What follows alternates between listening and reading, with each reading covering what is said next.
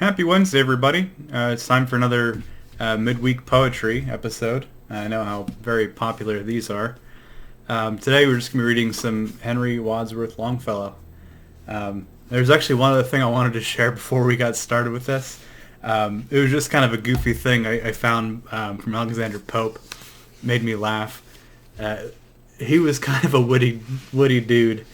This is an epigram.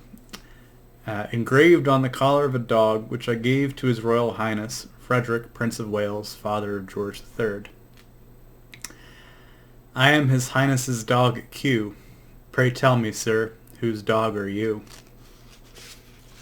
I don't know whether that's meant to imply that he is somebody's dog, or whether that's meant to be addressing other dogs that His Highness's dog comes across, but it made me laugh.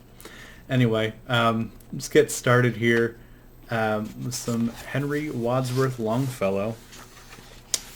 Where I wanted to get started was a poem called The Wreck of the Hesperus. This was published in 1840. Mr. Longfellow made a profit of $25 for the poem. Today's money, it would be something like $650, which isn't nothing. I mean, I would definitely take that kind of payment for a poem. But anyway, The Wreck of the Hesperus. It was the schooner Hesperus that sailed at wintry sea, and the skipper had taken his little daughter to bear him company. Blue were her eyes as the fairy flax, her cheeks like the dawn of day, and her bosom white as the hawthorn buds that ope in the month of May. The skipper he stood beside the helm, his pipe was in his mouth, and he watched how the veering flaw did blow, the smoke now west, now south. Then up and spake an old sailor, had nailed the Spanish main, I pray thee, put into yonder port, for I fear a hurricane. Last night the moon was a golden ring, and tonight no moon we see. The skipper he blew a whiff from his pipe, and a scornful laugh laughed he. Colder and louder blew the wind, a gale from the northeast. The snow fell hissing in the brine, and the billows frothed like yeast. Down came the storm, and smote amain the vessel in its strength. She shuddered and paused, like a frightened steed, and leaped her cable's length. Come hither, my little daughter, and do not tremble so, for I can weather the roughest gale that ever wind did blow. He wrapped her warm in his seaman's coat against the stinging blast. He cut a rope from a broken spar and bound her to the mast. O father, I hear the church bells ring. O say, what may it be? 'Tis a fog bell on a rock-bound coast, and he steered for the open sea. O father, I hear the sound of guns. O say, what may it be? Some ship in distress that cannot live in such an angry sea. O father, I see a gleaming light. O say, what may it be? But the father answered never a word. A frozen corpse was he.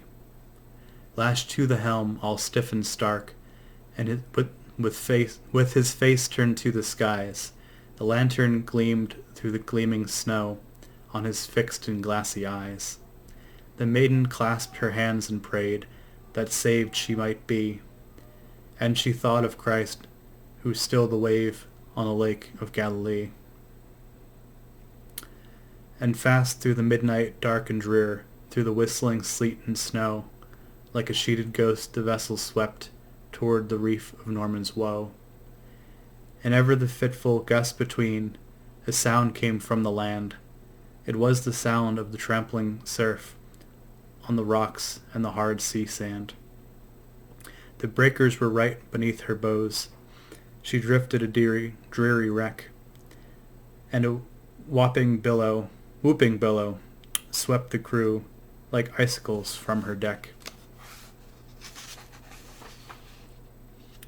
She struck where the white and fleecy waves looked soft as carded wool, but the cruel rocks, they gored her side like the horns of an angry bull. her rattling shrouds all sheathed in ice. With the mast went by the board. Like a vessel of glass, she stove and sank. Ho, ho, the breakers roared. At daybreak, on the bleak sea beach, a fisherman stood aghast to see the form of a maiden fair, lashed close to a drifting mast. The sea salt was frozen on her breast, the salt tears in her eyes, but he saw her hair, like the brown seaweed, on the billows fall and rise.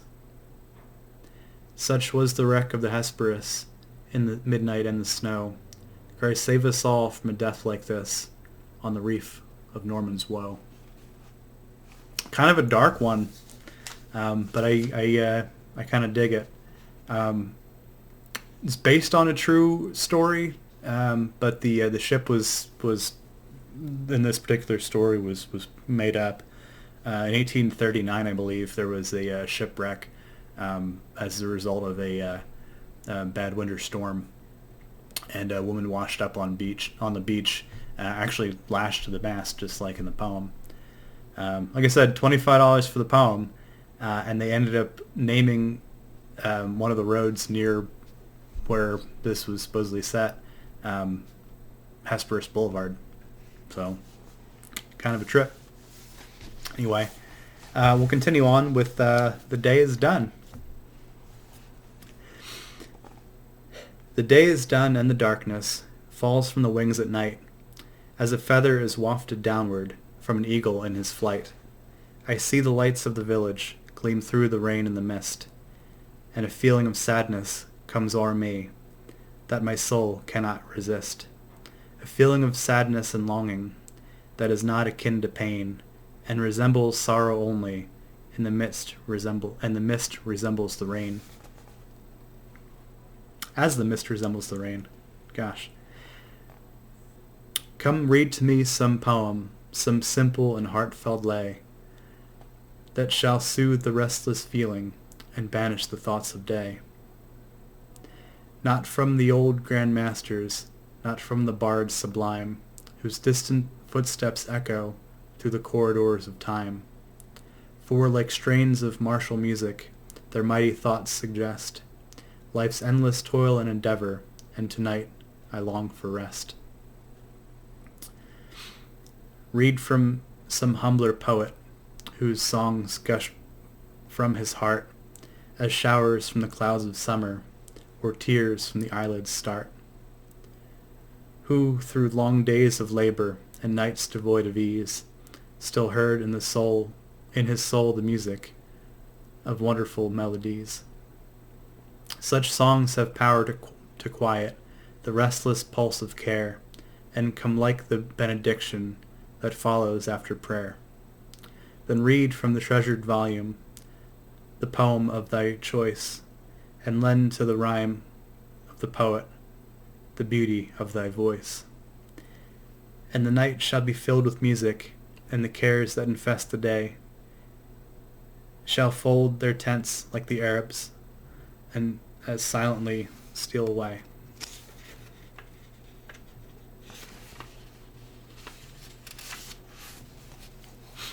So, pretty good one. I like a nice quiet poem like that. That's nice. Beautiful imagery. I can imagine, late 19th century, in a maybe a log cabin with the warm fire glowing, sitting and reading poetry from that unknown poet instead of from one of the great masters.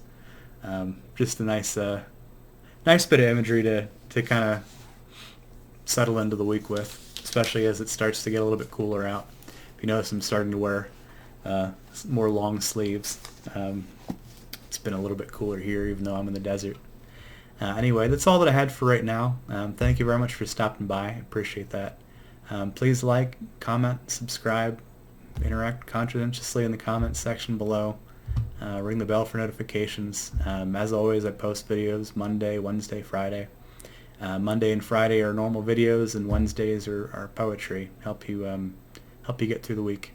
Anyway, may peace and blessings be on you and those you love. Good night.